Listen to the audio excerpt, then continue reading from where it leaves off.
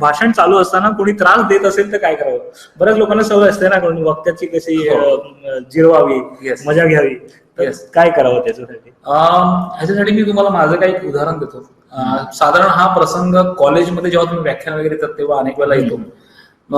असं आहे की तुम्ही जेव्हा भाषण देत असाल, करत असाल आणि समोरून कोणते तुम्हाला त्रास देतात. आता मला असं म्हणायचं की त्याचा पॉईंट तुम्हाला लक्षात आलं की त्याला तुम्हाला त्रास द्यायचा आहे, त्याला तुमचं भाषण खराब करायचं थोडक्यात.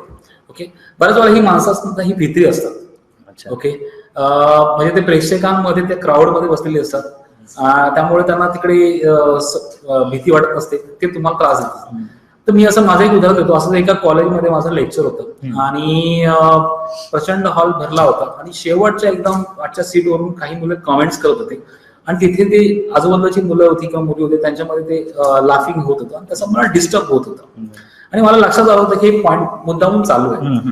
मग आता ह्याच्यावर एकच उपाय आहे किंवा मी गप्प करा, ओरडा किंवा हे करा. बऱ्याच वेळेला काय होतं, आपण रागात काहीतरी बोलत होतो, आपण स्वतःचे इमोशन्स हे करून बसतो आणि त्या ह्याच्यामुळे आपण आपलं भाषण विसरून जातो. एक प्रकारे आपण आपला कंट्रोल समोरच्या मध्ये देऊन बसतो. तर मी तिथे एक छोटस एक ट्रिक वापरली. माझे 15-20 मिनिटं बोलून झालं होतं, तर मी एक म्हटलं की एकच वक्ता बोलतो तर तुम्हाला जरा बोरिंग वाटेल, तर आपण एक काम करूया का, तुमच्यामध्ये एकाला मी आता निवडतो, मध्ये मध्ये आपण छोटे छोटे 2-2 मिनिटाचे जोक्स घेऊया, चालेल का?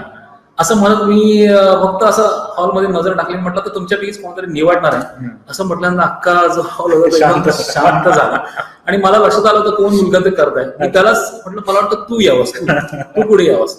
तो तिथूनच तो नाही सर, नाही सर, सॉरी सर, सॉरी. अरे मी म्हटलं, मी रागवलेलो नाहीये, तू ये, पुढे ये. त्याला काही करून तो येतच नव्हता. मग पुढे बोलवलं, त्याची ओळख करून दिली की म्हटलं हा तुमच्याच कॉलेजमधला आहे. पाठीपासून तो काहीतरी छान बोलत होता आणि सगळे हसत होते. मे बी हा उद्याचा कपिल शर्मा असू शकतो. मला वाटतं की आपण याला एक संधी द्यायला पाहिजे.